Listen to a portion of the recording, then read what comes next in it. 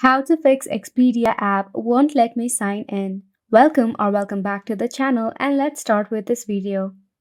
Generally, when you face such issue, there might be because of a bug issue or your internet is acting really slow. To move on with the solution, all you have to do is try to open up your Expedia application after a while. You can leave it for a break or so and try to sign in to Expedia account once again.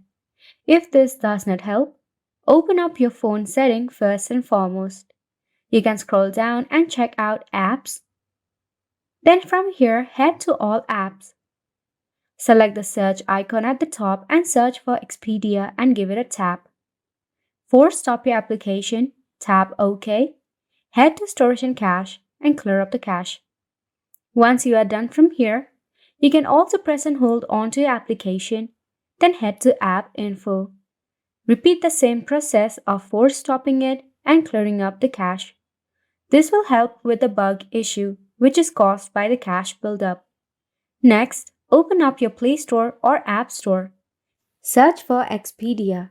Tap on the application and update the application if there is any update, or uninstall the application and reinstall it once again. The most important is to check for a Wi-Fi connection.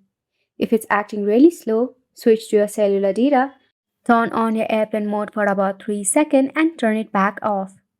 Also make sure that Expedia is available for your region and you are not connected to a VPN.